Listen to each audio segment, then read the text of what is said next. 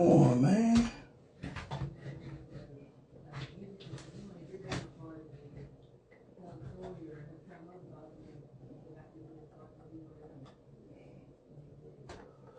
Yeah, we getting ready for this OMG on my grind live interview.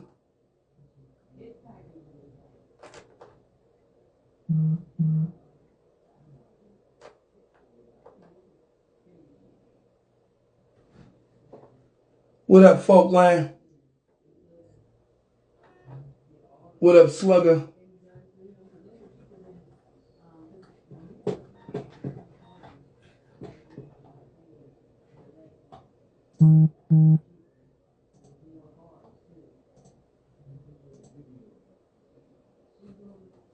We just doing the audio checks right now. Making sure everything's lining up. So just give me a quick second. We're gonna wait for our guest to join. Our guest is joining virtually today. Our guest is joining virtually today.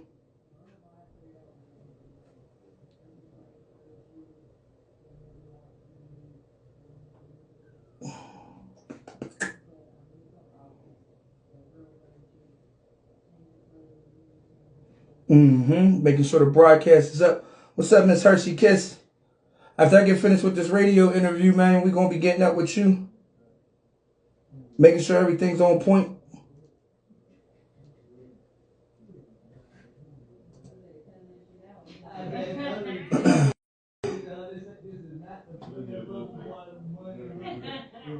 Mic check, mic check.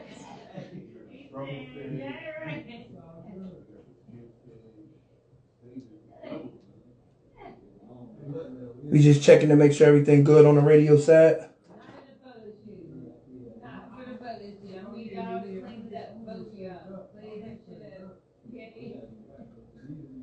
Bear with us. We got a special guest on today. And we just want to make sure everything is good.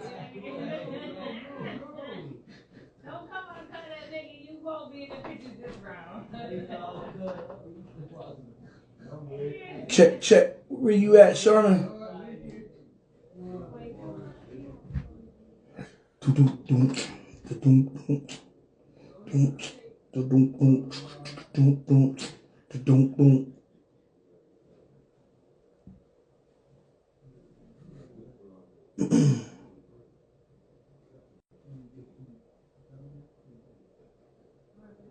Just double checking to make sure all the audio is good.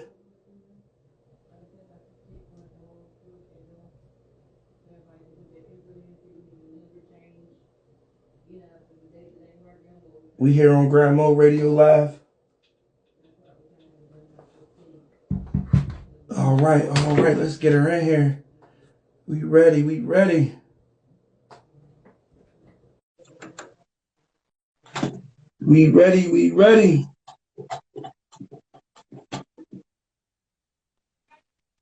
There she is. Hello. Speak again. Hello. All right, let me get you a little closer to the mic so we can pick you up real good. Give me 1 second. All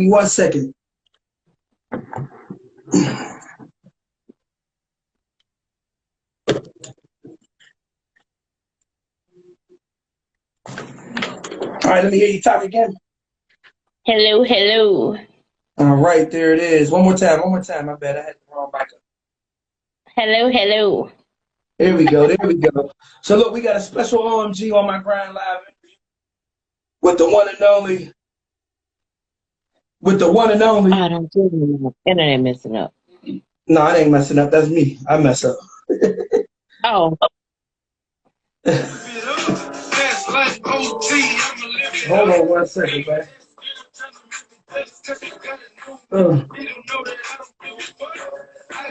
Somebody said no sound. Heard a couple niggas talking like they got me. God says to me, all right, that's not supposed to be happening. So give me 1 second real quick. Let me go to this broadcaster. Let's make sure we connected. for the live. All right, boom, boom. So here it is, man. We are on a special OMG on my grind live interview today. Special OMG on my grind live interview with the one and only Sharman Sharice. What's up, y'all? What's up, y'all? There it is. There it is. So we're in the process of doing the podcast element of the interview right now. So you will be getting your podcast on iHeartRadio, Spotify Podcast, Apple Podcasts, Google Podcasts, all over the place. Grind Mode Radio Live, the whole nine. And we are live on Grind Mode Radio Live. So anybody that's tapped in, people listening all over the world, they can hear you. And we're going to get into it, man. So give the people a little bit of background. Tell them who you are and what you do and where you're from. Okay. Well, I am from a small town called Ruleville, Mississippi. But I was I was raised on this plantation called Dockery. Later on, moved to Ruleville, Mississippi, and now I live in Mississippi, near Memphis, Tennessee. I just published my first book, Depths of Temptation, and it's on Amazon and Kindle. And what is it? Pango? I think it's Pango. Yeah. And I'm working on two more books. One called Make It Last, and I'm also working on Depths of Temptation too. Okay. So tell us how you got involved in writing. Well, it was actually my child's father idea. I do a lot of writing, and I like to write short movie scripts, but I never do anything with them. So my child's father was like, "You've been through so much in your life. I think you should write a book." And I'm like, "I don't know. I only know how to write short movie scripts. I don't know anything about writing a book." So he kind of guided me through it, showed me what to do and how to write it or whatever. And that's how I got started. So. And he also was like, my story probably can reach other women, so they'll feel secure in talking about what happened to them when they was little. Because a lot of people don't like talking about being molested as a child. Some people scared to reach out. So. Okay. Yeah. Okay. So you decided to write a book about your experiences from your childhood? I did. Okay. All right. Talk to us about those experiences and what led you to feel compelled to take your child's father up on his offer and writing that book. Well, like he said about reaching other people, and I like to write, but it's more to it than being molested. My story might be different from others. Being molested at an early age, being raped by my first boyfriend, turned me into like a sex addict. And I was reaching, and I was looking for love in all the wrong places. I was looking for love from men, and I was going by it the wrong way. I was doing it through sex instead of getting to know a person. Okay. All right. And that's pretty powerful to be willing to share that level of realness. You know what I mean? A lot of people find it necessary to, conceal those type of experiences and, kind of just struggle through life, with keeping that a secret and keeping that bottled in. Right. Why did you feel like it was important for you to do something different in that regard? Well, I was having dreams, and every time I talk about it, I will cry. Or even if I hear other people talk about being molested, I just couldn't stand to hear it. So I feel like my voice probably can reach others and, help them open up. Okay. About it. All right. And that's, again, this is one of the reasons why when you reached out, I felt like, it was really important to, get you up on a platform, get you to be able to share your story. We're going to talk about adversity a little bit. We're going to talk about overcoming adversity because you had a little bit of challenge with getting here, getting to this space to be able to do the interview. So you were supposed to be here in Pittsburgh, right? I was, and booked the wrong flight to Philly, man. I hate it too. I really wanted to be there. No doubt. But the beautiful thing about that is you were still able to make the connection. You know what I'm saying? We're still able to sit down and talk and give you an opportunity to talk about, your book and your experiences and why you feel compelled at this particular time to share your story to help empower other people who may have gone through that experience. And so, I wanted to speak on, adversity in that regard because, sometimes, shit happens. You know what I mean? We find ourselves, making mistakes, catching the wrong flights, ending in the wrong city or whatever the case may be. And most people throw their hands up. Most people like, oh man, it didn't work. You know what I mean? No, I wasn't giving up. I came too far for that. Absolutely. Absolutely. So, so talk to us about, you mentioned that you were a sex addict, and going through, trying to find love, through sex. Kind of give us some insight into what that looks like, or what that looked like for you. Well, I was going from man to man, mostly married men. Those are the ones I would target, married men, because I feel like no strings attached, attached, and I can get what I want, and they can get what they want and go home by their business. Mm-hmm. I mean, I ain't trying to be raw, but that's just how it was. And when I had my second daughter, that kind of opened up a lot for me because I ended up getting shot by this guy. He was my daughter's father's friend, and he wanted to use my car, and I wouldn't let him use my car because I ain't gonna say what they was doing, but he wanted to use my car, and I wouldn't let him use my car. So he locked me. Well, I locked myself in the closet, and when I got on my knees to pray, because he had, loaded the gun or whatever. When I got on my knees to pray, the bullet came through the door and it scraped the top of my head. If I hadn't got on my knees to pray when I did, I'd be dead today. He shot me with a .357 revolver. Whoa, that's not a small gun. Right. That's not a small gun. So just you calling on the Lord in that moment, he laid hands on you. Right. And covered you. Powerful, right. Powerful. So why do you feel it's important for you to be able to share your testimony, to be able to help others out who may have gone through some of those similar experiences?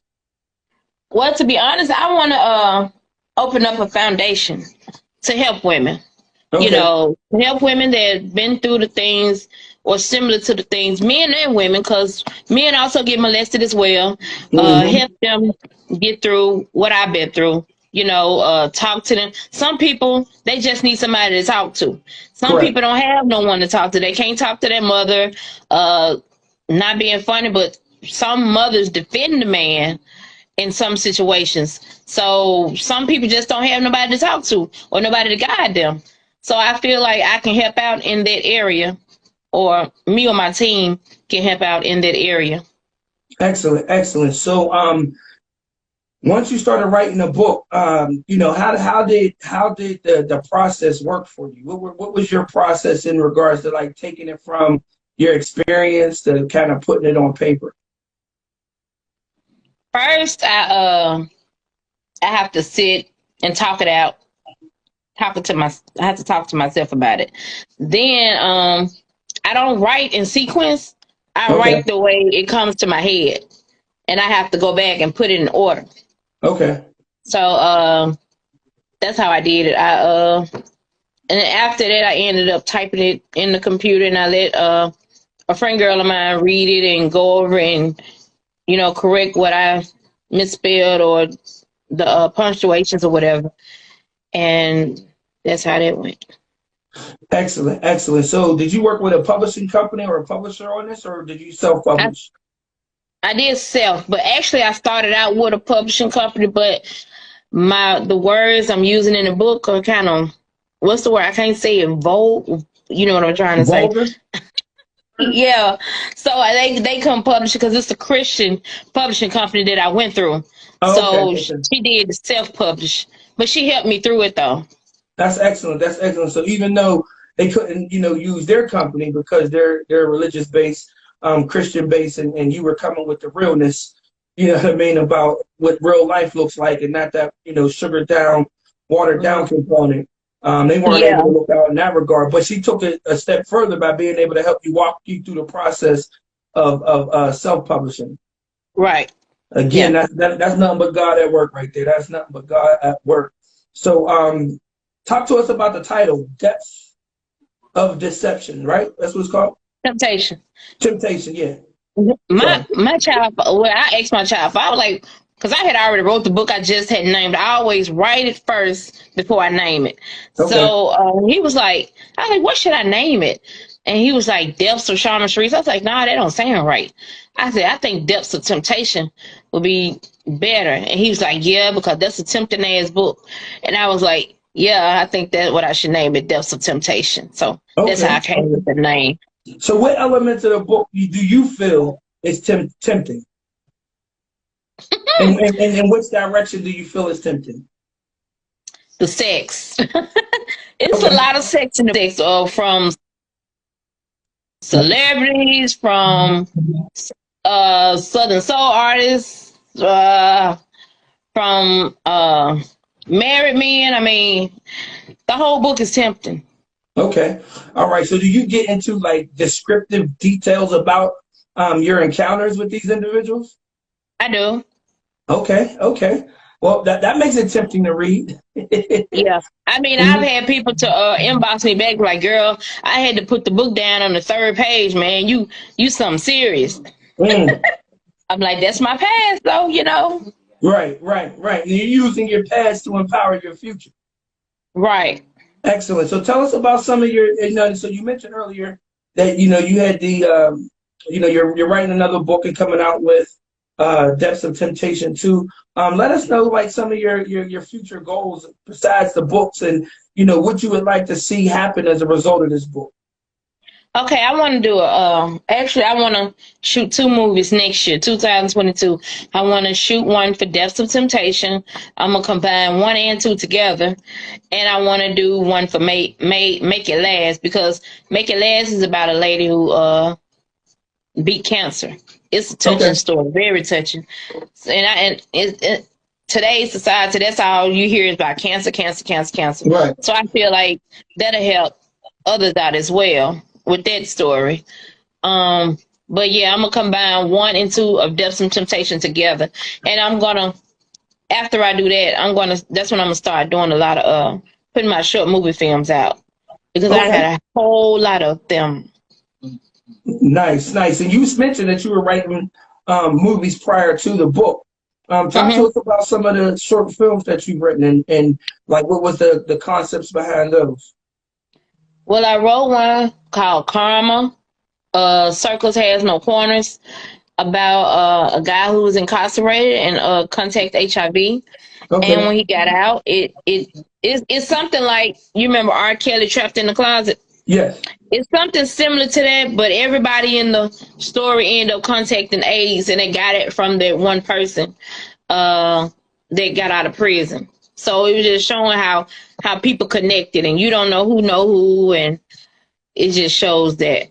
Wow, that's deep. That's deep. I used to work for a public health organization as a young man in my early teens, excuse me, late teens.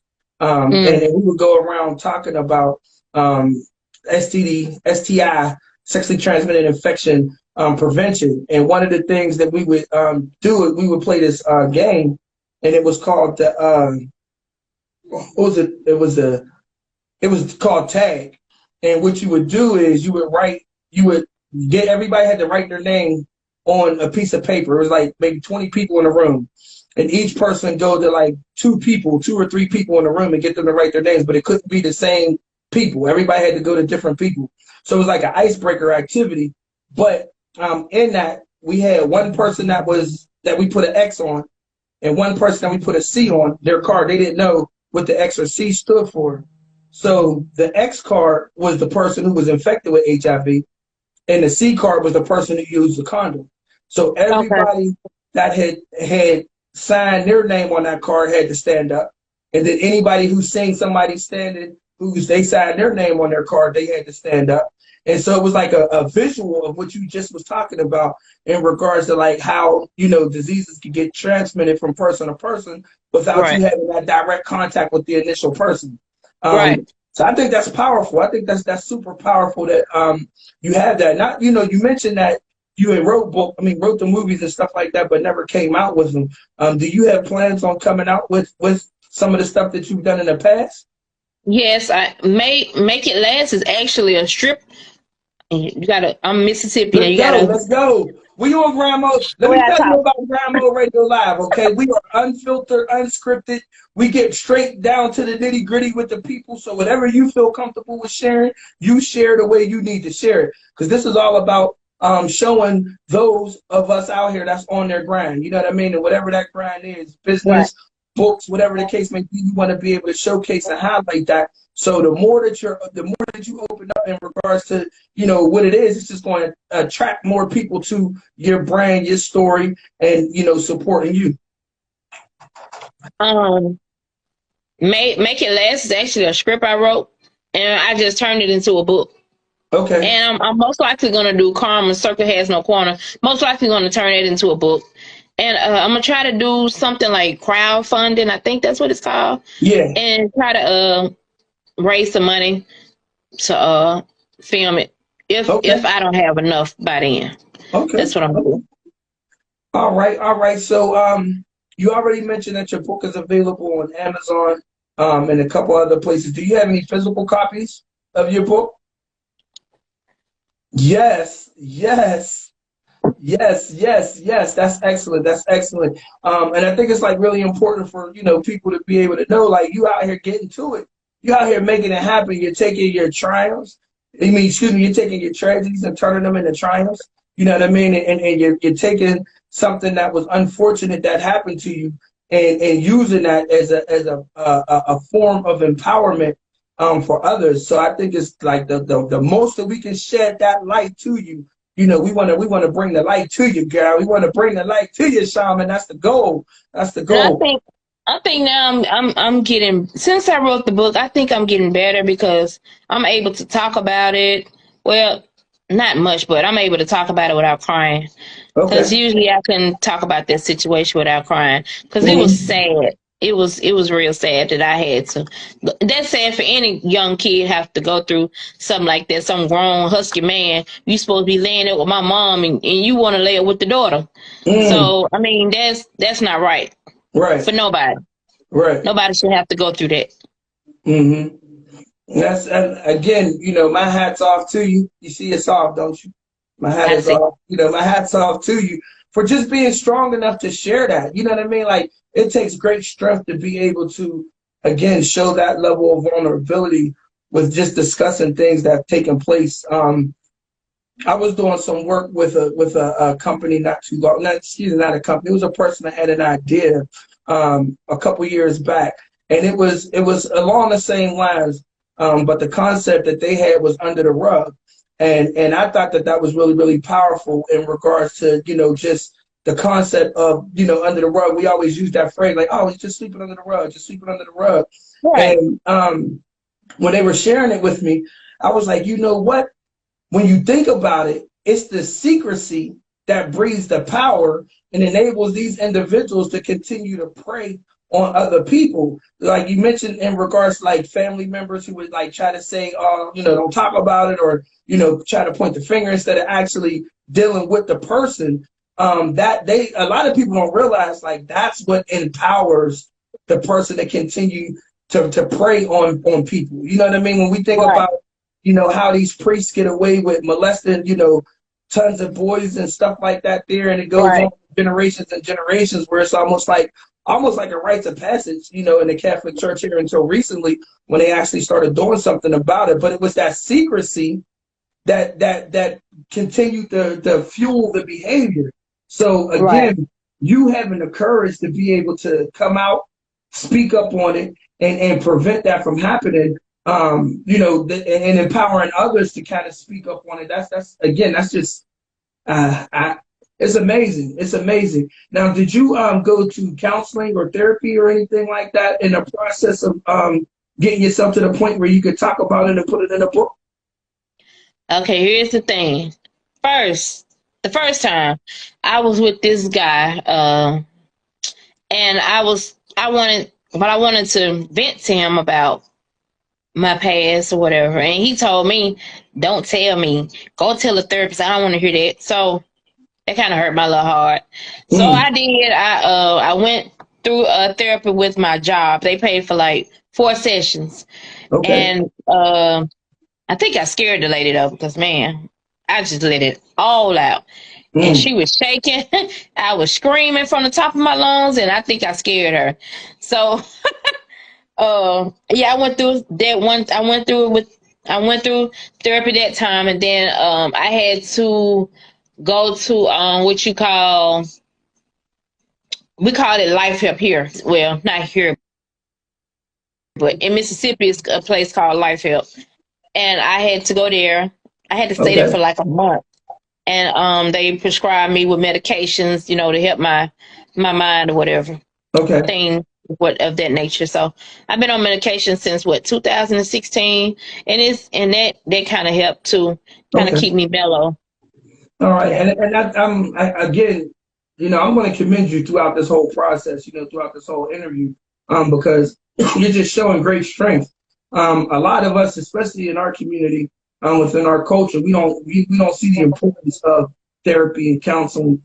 We kind of keep that a lot of that trauma, built up, and a lot of times it manifests in anger and having bad tempers, and that translates into bad relationships with at work and interpersonal relationships and things of that nature.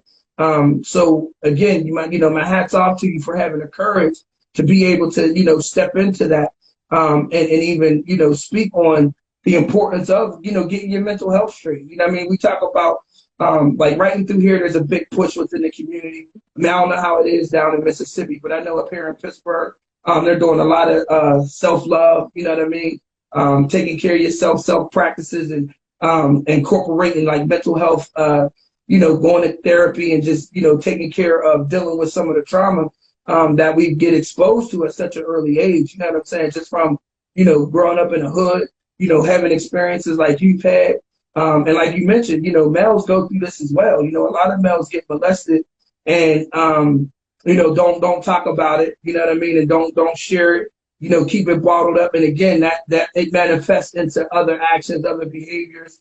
Sometimes they become predators themselves. Other times, they become emotionally like detached. So it's really hard for them to have, quality, meaningful relationships where they actually care. So, when you Right. come across a guy who has very low apathy or very low care for who they're with, they're going to pretty much do whatever.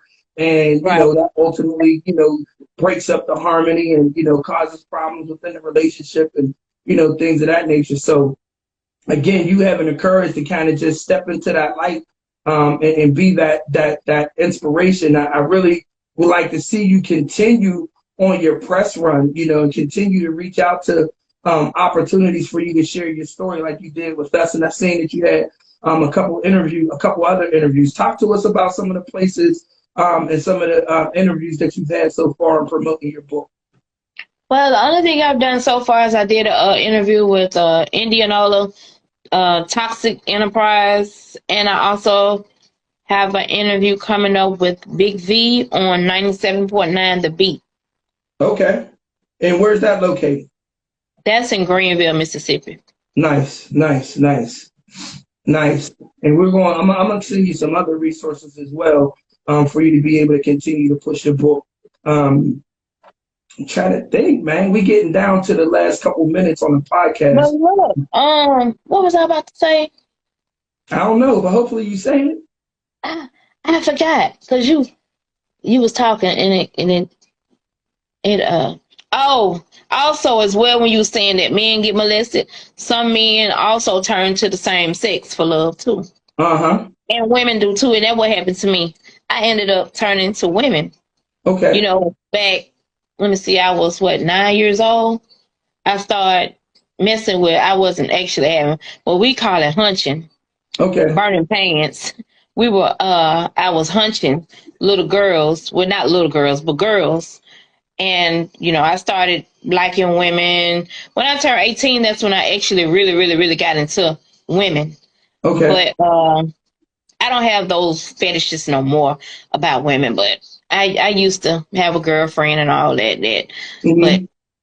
So do you feel like that was a direct result of the molestation and the things that happened to you, or do you kind of feel like you were born that way? Because there's a big debate, going on about. I Um, wasn't born that way. No, okay. I wasn't born. It happened because when that happened to me, I was like, forget a man. I don't even want a man. And that's when Mhm. I turned to women. Okay. Okay. So that was just more or less like just being disgusted with like males because of the involuntary aspect of things happening to you, not Right. like you wanting to explore it and open up to it, but just that it's being taken from you. And Right. it led you to just feeling like you probably were safer with being with women. Right. Okay. All right. And again, man, like just continue to pour out, man. Continue to pour out because the more you share your story, the more you're going to help other people who have had, those similar situations, feel inspired to kind of step up and, talk about it and maybe connect with you. Now, you mentioned you wanted to do a home or some services for women. Talk to us about what that looks like to you. Well, I want to start a foundation for women who've been molested or been hurt by men, or because man, I've been through it all. When I tell you I've been through it all, I've been through it all, and I want to start a foundation to help women to cope with it. Mhm. If just talking to them, giving them counseling, giving them the resources to help them further, because sometimes counseling ain't the answer. You might need something. I Right, guess I'm gonna say stronger than counseling, because that's right, some deep shit right. right there. Yeah, absolutely, absolutely. Um, well, there it is, man. Let people know how they can connect with you. How again, share how they can purchase the book, how they can follow you. And there it is. It's my book, Depths of Temptation, written by me. Um, you can find it on Amazon and Kindle. You can find it on Amazon and Kindle. It's $21.99 on Amazon, and it's like $9.99 on Kindle. Okay, So, or you can purchase from me and get my autograph. So there you it can is. find me on Facebook at Charmin Sharice. You can find me on Instagram at Charmin Sharice as well. Spell that out for them. CharminSharice. There it is. Charmin Sharice. There it is. And again, I want to thank you for coming on and sharing your powerful story. We're going to continue to push. I'm gonna try to help with sales and connect with you on some other avenues. I really wish you was here in the city. I really wish you was able to make it, Hey, but don't tip us now. We were getting an Uber. well, we're gonna have a redo. We're gonna have you come into the city, you know what I mean, just on some kick it and show the love and try to draw some attention to you. Do you have any Okay. aspirations of doing public speaking or anything like that? Well, you and I talked about the the um the um the talking to the women who've been incarcerated. Right. So I actually wrote to this female that's incarcerated. Her story touched me, and I've been on this like maybe 3 years now. I've been wanting to reach out to the lady because I seen her story on Snap. Okay. So I actually sent her a book from Amazon, and I wrote her a letter, asking her, can I write her story if it's okay, and then if things go well, I can help her get a lawyer and help her get her trial, Hmm. a retrial. So I'm gonna see how that go, and I'm waiting on the social worker to get back with me, Okay. coming and speaking to the women. Nice, nice, nice. Well, you stay on the gas. I'm gonna stay on your ass. We're gonna make this thing happen. You hear me? Thank you. All right. Thank you for joining us again. Make sure y'all tap in. If y'all on the live, make sure y'all follow Charmin Sharice. Make sure y'all support her.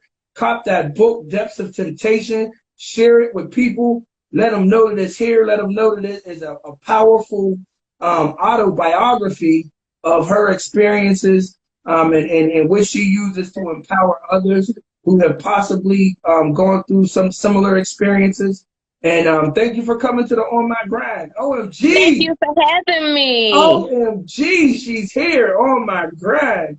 No doubt. We're gonna stay connected, man. This ain't gonna be the last time that we're gonna speak. It's definitely not gonna be the last time we're gonna touch base with you because as you do your rollouts for future projects, we're gonna be here to support you. Thank you. Willing to give you a platform to share your story.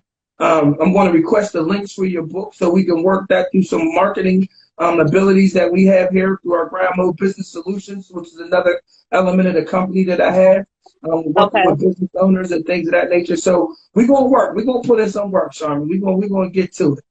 Thank you, Dion. All right, no problem, no problem. You enjoy Philly, man. You try to find something to enjoy this last day in Philadelphia. Yeah, we about to do something. Huh? We about to do something. There you go. There you go. Like I said, my guy that is my man that I do business with out there is actually in Atlanta right now. He'll be coming back home soon. But if he was there, I would have called and be like, yo, T, I got fam in Philly. I need you to make sure they good. He came, you know what I mean? But we're gonna get with it. We're gonna do what we do and make it shake. All right. Okay. Thanks for joining us. Make sure you stay connected. You got my contact. Let's go. Everybody follow Sharman Sharice. Peace. Peace. Mo, how I get out of here?